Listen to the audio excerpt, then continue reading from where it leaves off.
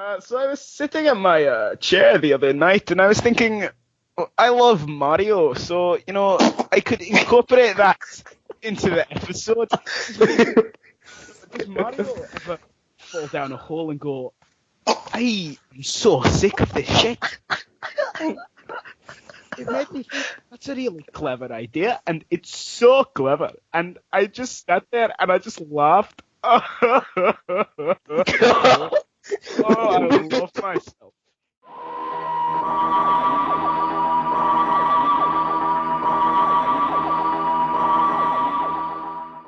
Hello and welcome to the 6th Series 10 panel discussion about the episode Extremis, and today I am here with Wodaman, Shay, Kelly, and Charlie. And so, hello to you people. Great intro, Dylan. Glad you did it in one take. Yeah, that was some top shit. Well done. It was only the second take. Don't exaggerate with your sarcasm. Alright, so it's good to have you all on and have some of you back again. And so the first thing we're going to talk about is the plot, since I think that's probably the most important part of this episode, which is a rarity these days. So what did you think? There's a good plot. Well, sorry, there was a plot, and it's good that the plot was actually, a competent plot, and sometimes even a more than competent plot. Yeah. Yeah. No, it was a plot that had twists that were actually a twist, and not just withholding information. Which is not a twist. Yeah. I really liked it because there was a great deal of mystery and a lot of tension leading up to when the Doctor was actually reading the Veritas, because it just kept on, delaying it ever so slightly. Like, he needs to get this on. Oh, now he can't read it because the truth monks are here. Oh, now he's going to read it because he's opening the laptop. Oh no, but now he's in the president's office and he finally gets to listen to it. And that's a really effective way of building up tension as to what it was. And I think it was a very satisfying reveal. Yeah, because Stephen Moffat's like, anyone that's ever read this book is going to die, they're going to kill themselves. And I went, there is no possible way we are going to find out what is in that book. And then we did. And it made sense as well. It made sense. I sat there and I went, that actually, fair enough. Yeah. It was a good reveal. It was built up very nicely. The pacing was actually, good. It didn't feel like the second and third acts were squeezed into 10 minutes, like some other stories I could mention. But that's just because it's only going to continue into the next two stories. But the thing is, it's not... What kind of was annoying for me is that it's not part of a one story of 3 episodes. It's part of 3 linked stories of 3 episodes. They're calling it the Monk Trilogy, I think, now. They've already given it the name before it's even been released. I think it was a bad call. Yeah. Well, yeah. I think it's a bad call. I wish, Shay. Go on, Charlie. I think it's a bad call that they didn't actually make it one story as opposed to 3, because now we're going to have an argument about whether it's 1 story or 3 stories. It's going to go on forever and ever and ever. It's never going to be. It's going to be one of those things which fans argue about for the rest of time.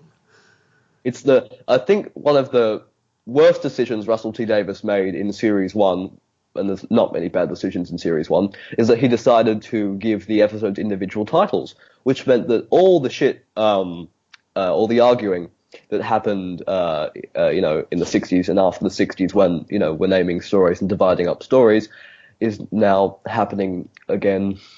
Yeah, but it's really annoying as well because people have settled on, we'll just call it, like, for example, the Impossible Planet. The Impossible Planet / the Satan Pit, and it's just a pain in the arse to write. Yeah. Just call it one of the two. I mean, we managed it with the 60s stories. Why can't we manage it with these? Yeah, because I think in 2005... 2 titles together and just, like, the Impossible Pit or something. Utopia's Sound Lord. I don't know, just fucking improv. The Empty Dancers. Exactly, that just rolls off the tongue. Bad passing. Hell Sent. It doesn't quite work, does it? No. Well, it works, but yeah, it'd be pretty shit for the Zygon 2-parter. That would not make sense. So anyway, since you haven't managed to talk much yet, Wodaman, what did you think? Pretty much what everyone else just said. I really enjoyed the episode. I didn't see it coming. I mean, I saw the fault coming, but not what's going to be in the Veritas. was very ballsy. Yeah, it was. And one thing I think we should have got to see more of is, the characters in this world, because I feel like it would have been much more interesting to see the world falling apart as they realise that they're not real, and also get to know some of the characters a bit more, so it had a little more of an impact. I mean, sure, we had Nardole and Bill, who were clearly affected by it, but I think it would have been a lot better to kind of have some characters that we're never going to see again who realise they're not real in this world. I think that would have really helped lift the story a bit more, but again, that's 45 minutes, isn't it? You don't have much room to do everything you want to do. Yeah. And this one actually went on for 49 minutes, so even longer than usual, and it still didn't manage to get everything in, which it should have. Well, actually, most of the episodes this series have been around the same time.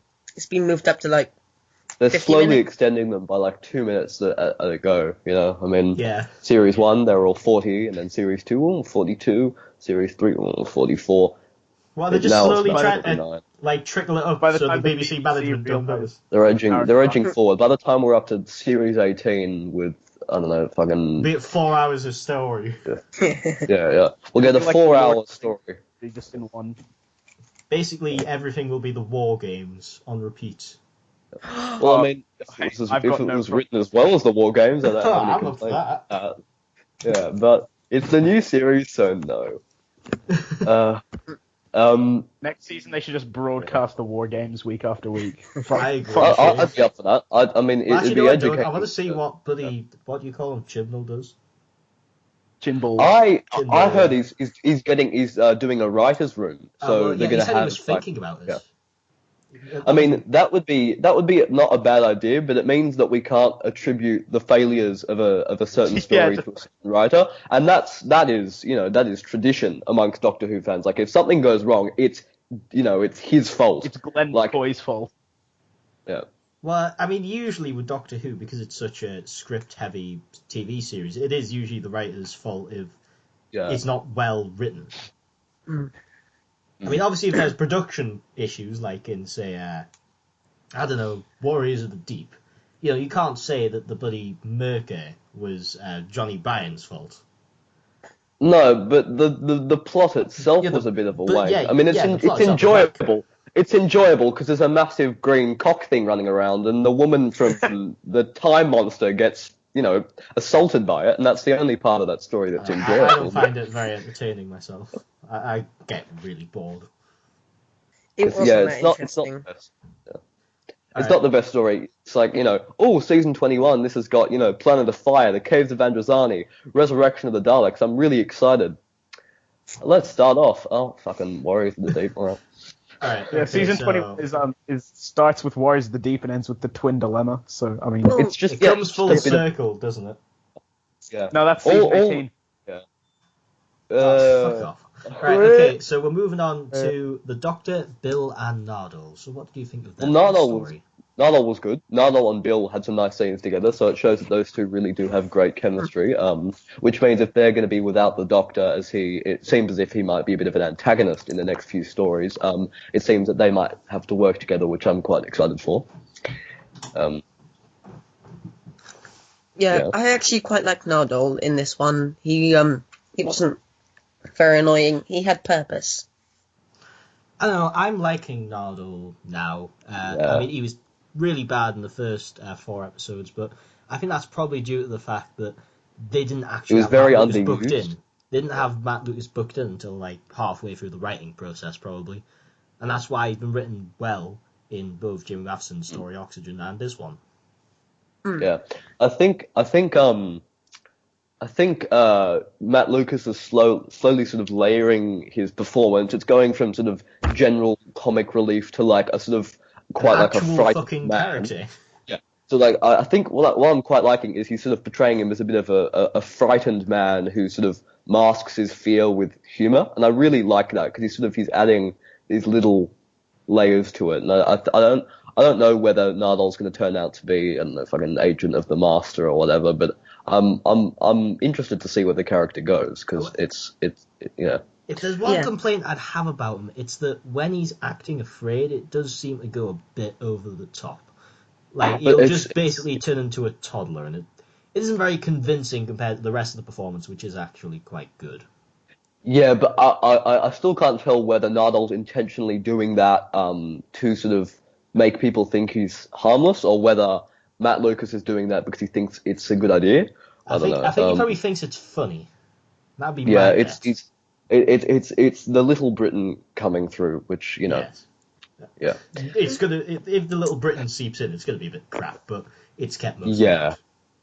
So the Veritas, the monks or whatever. Well, we're we'll get calling onto them in they a are- moment. We'll be getting onto them in Yeah. a moment. We're just talking about the three main Yeah. characters. All One right, thing I will all say right. about them is they're Go on. really like a TARDIS team at this point. I feel, finally, we're already half through the series, but they're finally settled in. I can finally, see these three as a TARDIS crew in the way that in Doctor Mysterio, I couldn't even see Capaldi as the Doctor or Nardole as a companion. But Yeah. now Yeah. I can see these as a TARDIS crew. Yeah, I feel like, in years to come, they'll sort of be, if, things keep going the way they're going, the characters are getting really good. So, by the end of the series, they might be a sort of classic TARDIS team, or will one day be considered as such, which is nice because fuck knows we've needed one. Yeah, we haven't had a decent companion since Donna, and before Donna, well, there wasn't really anyone. I know Rose Jack and and Wilf Sirius. were all right, but they're they weren't They consistent weren't, companions. proper companions, yeah. Rose in series 1 was good. It was just She wasn't as No, bad as no, she was in series she was 2, but just fine. wasn't great. She was just a bit. She was fine. Just I cardboard didn't. cutout companion. She was a bit, but I didn't mind her in series 1, and then series 2 came along, and yeah, well, we all know where that Yeah, went. But, she was awful in series 2. But I didn't like her Yeah. in series 1 that much either. As I said, she wasn't bad. I just don't know why people say, "Oh, well, she was all right in series 1." It's like, well, yeah, but that's not really good enough, is it? yeah, it's not. I'm not entirely sure whether it's the reason that she was all right in series 1 is just because I don't know, she was Comparatively. turning down a performance. Yeah, the writing, because they're writing her as a normal person in series 1, whereas by series 2 they're writing her as sort of, I don't know, the Doctor's equal or something, and that just didn't work for the character. I think they unintentionally wrote her as this really dislikable witch of a woman. Whenever there was any other female character, she'd lash out at them in series 2, and I found that. To be fair, they really did that with the mean-spirited. Doctor. Every other male character, he lashed out at them, especially with the 11th Doctor. Not quite with Tennant, but definitely with early Capaldi and Matt Smith. Any other bloke who's got even sort of some sort of issue, like something coming between him and his, platonic female companions, he starts being a dickhead. I don't know what was going on there, but I haven't noticed that, but I haven't rewatched a lot of that era, so I'll have to get back to you on that one. It's almost. No, I actually wouldn't recommend it. It comes under the definition as sort of sadism. Yeah, well, I'm going to have to do it because, I'm going to start writing a Moffat era retrospective that'll be released after the Christmas special this year. So I've got to rewatch all of it, including Hellbent and Closing Time. As you can tell, I'm not looking forward to it at all, but I'm looking forward to the final result. I'm very excited about the project. Yeah. I did that recently, and I watched through series 6 and 7, and I got about to, all of Matt Smith era, and I got up to about A Good Man Goes to War, and it was just at that point where, I don't know, they're talking about DNA or something, and then the baby turns into milk or some shit, and I was like, this is so bad. This entire era is almost painful to watch. I agree, never but want I think to watch we should this. probably leave that for a different time because we're getting wildly off topic, I'm afraid. So we're going to move on to Missy and the Vault. So what did you think of her in this episode, and what do you think of the reveal? I had no idea. It was such a shock. I fell out of my chair and wept with excitement and surprise. Holy shit, Michelle Gomez. Wow, the best incarnation of the Master since fucking, what's the name of the guy that played him when he got killed right at the beginning of the TV film? Gordon Tipple. I prefer Gordon Tipple's Tipple. the best Master. Come on. He had a more well-rounded character anyway. That's Yeah, well, the thing with, she wasn't, No, you go on, Charlie. No, thanks. She wasn't bad. She was only in it for about 5 minutes, so I mean, blessing. But I don't think we can complain about Michelle Gomez because we're getting John Sim later in the season, so Oh, don't get me started. Here's my thoughts on it. So I've got 2 complaints to make here. The first one is Missy is now the answer of 2 story arcs. Do you have no... Just, what the fuck?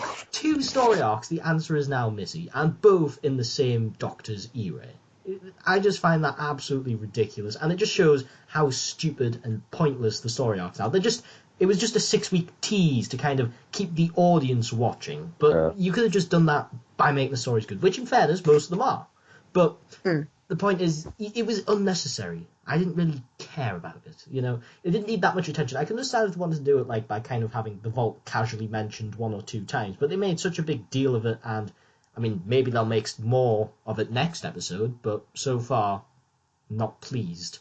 And secondly, the whole scene with, like, the Doctor and Missy, where the Doctor's about to execute her, I feel that just didn't work between them, and that's for a few reasons. It's, for one, we don't really know Missy's incarnation of the Master. She was very much glossed over in the Dalek 2-parter, and we didn't really get to know her in her first appearance either. So it just didn't really feel like there was any spark there, because, secondly, her and Capaldi's relationship just isn't really there. There isn't really anything. There's no spark. I didn't feel like, you know, Capaldi really knew her at all. Didn't really know her very much, and I don't understand where this whole friend thing comes from, because the Doctor and Master, they're not friends. They were friends, and they still kind of want to be friends, but they can't be. And if you don't know that, you really need to go and rewatch all of the Delgado and Pertwee stories, because they clearly illustrate that point. And it just strikes me as Moffat doesn't understand the Master at all, and on top of it, it seemed really forced, because these 2 characters haven't really got to know each other much, and we haven't got to know Missy very much. So overall, I just didn't like the flashback scenes at all, and I'm finding Missy's appearance this season so far very, very disappointing. I was hoping they'd finally build on her. Maybe they will in the next episode, but still, even if they do build on her in the next episode, it still seemed forced here, because we've only had 2 very meagre appearances of her. She's leaving, by the way. I know she's leaving, and we barely know her. That's good, right? I saw the article and I went, yeah. Well, she's getting rid of. Yeah. Oh, sorry. She is appearing once again in this series. I mean, I think she's going to have a major appearance in the 3-parter, and then she's going to come back for the Cyberman episode. Yeah, that really upset me, to be honest. Can't we just have a Cyberman episode about Cybermen for once? That isn't shit. To be fair, I mean, Impossible. You're asking too much of the production team there. Come on, yeah. They've Either got have James Corden or Missy in it, and you've just got to deal with that. Or it's got to be shit and by Neil Gaiman. Look, we've got the Mondasian Cybermen back, so I don't think we can complain about anything else. I can't complain because they've not done well. What's the point in bringing them back? Like the only reason I would even want them back is because they're one of the only Cybermen designs that's done really well. One of the only portrayals of the Cybermen which is done really well. And to be honest, I would actually prefer a new design that is done better than that. I mean, you'd be hard pressed to do it better than the Mondasians, but do it better. And even then, their appearance just looks really camp. Like they've purposely camped it up rather than made it look as creepy as it did in the 60s. Yeah, I can't believe they look better in the 60s than they do now. I don't understand. It's something about the monochrome. It's something about the eyes. The eyes on the new ones are too far apart, and it really just pisses me off. Yeah, it makes them look retarded. Yeah, makes them look like fish.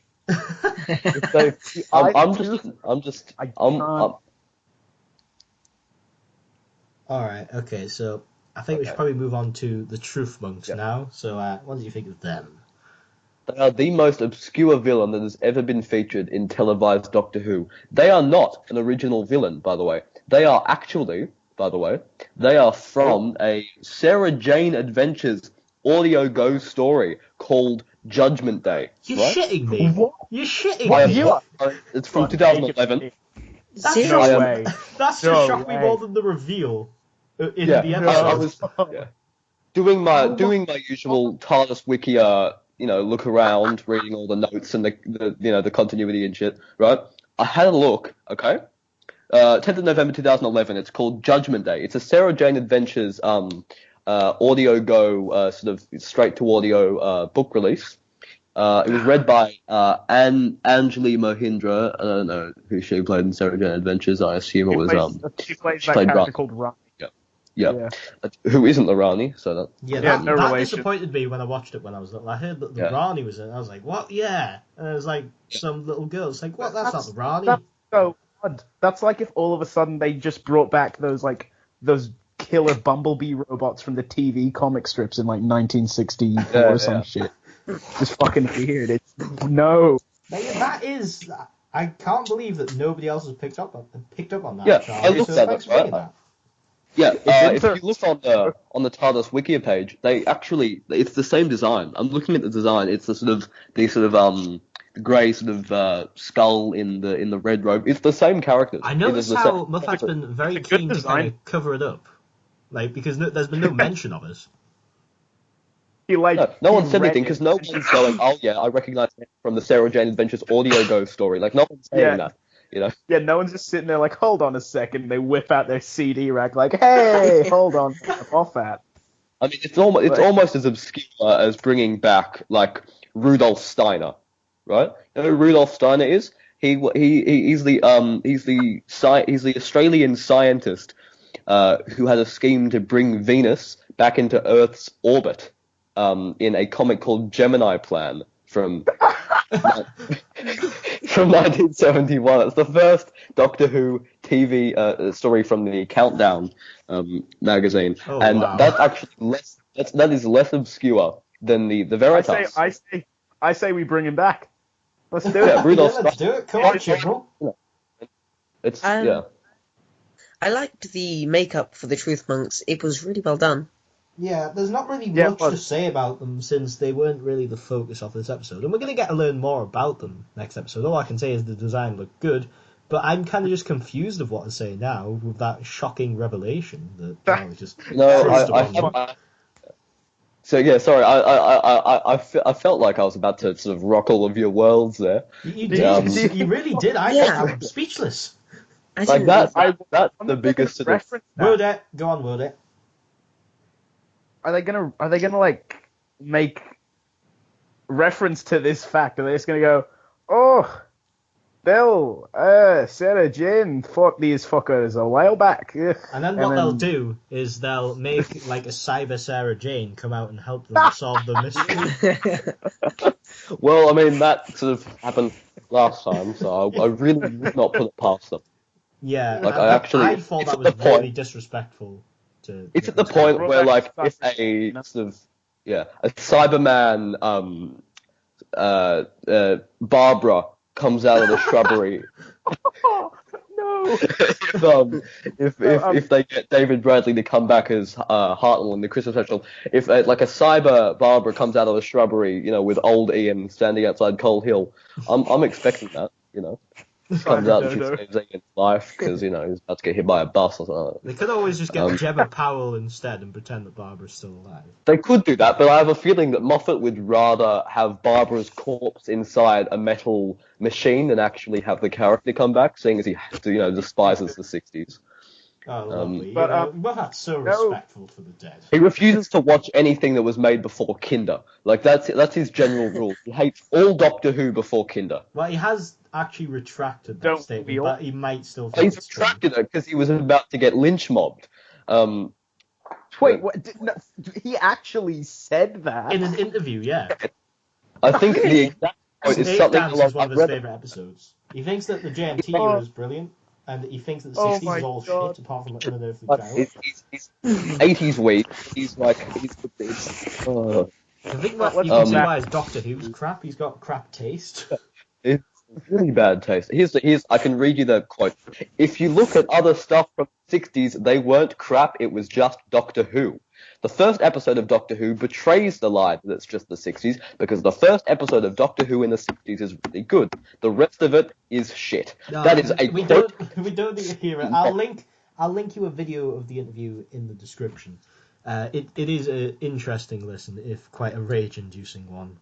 But yeah, he also called that everybody worked How on could Doctor he Who in the say that? 60s and 70s hacks. How could he say that about the Web Planet? I don't understand. The masterpiece that is. Oh, speaking of the Web Planet, I I think they should do a story with the Zarbi. Now that they've pulled out the Veritas, there's nothing to obscure. Let's have the Zarbi Supremo back. Let's do a remake of Lair of the Zarbi Supremo. I'm up for that. Charlie, there is a big Finish audio with the Zarbi in. Oh great! Yeah, no, it's returned to the web. Yeah, I know. I got it for Christmas when I was 8. There's a handy Virgin Missing adventure with the Zarbi in it as well. Oh, there is as well with the second Doctor. John Peel wrote it. No, it's written by Christopher Buelis. It's awful. Don't read it. I want John Peel to write a story about the Zarbi. I need John Peel to write a story about the Zarbi. It would be such shit. He'd spend 10 pages like retconning every appearance of the Zarbi to fit within his own mental timeline, and then have like a 20-minute Zarbi sex scene. It would be, all right, okay. I think maybe we need to start bringing this to a close. So, what are your overall thoughts on the episode, and give them a score out of 10? You can start, Charlie.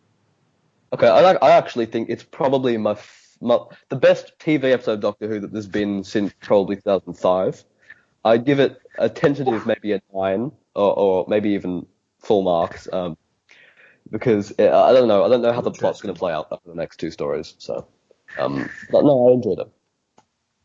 I also really enjoyed it. I thought it was really well done. The acting was good, and the characters didn't annoy me. Maybe an 8 or a 9. Shay? Yeah. It's my favorite of the season. We can't judge it quite yet because we don't know how it all plays out. But for what it is and what it's started, I'll give it a 9. Why not? You've probably been a lot more generous than me, because while I did absolutely love the plot of this story and it was done very well, it did feel a bit one note. Like, other than the main crew, there wasn't particularly any interesting characters, and I thought Missy was just handled very poorly and ham-fistedly, which does drag it down a bit. I'd probably give it a 7 out of 10 or a 7.5 out of 10. Like, I did really enjoy the plot, but it is dragged I'd give it down a bit. root 8.2. I'd give it root 8.2. Fuck off, Shay. It's not like I'm doing loads of decimal points. Just make it out of 20 then. If you're going to do 7.5, you're not. But 7.5 is not awful. It's just like, 7.5. You don't think it's quite a 7 or quite an 8. Don't be a prick. Is it 7 or is it 8? Well, fine. I'll give it 7 then. How much do you like that? That is incorrect maths. When you get a 0.5, you're supposed to round up. We all know that. Yeah, he's correct. It is. Yeah, well, give it an 8. It's my fucking opinion, Shay. So you can. Wait. Also,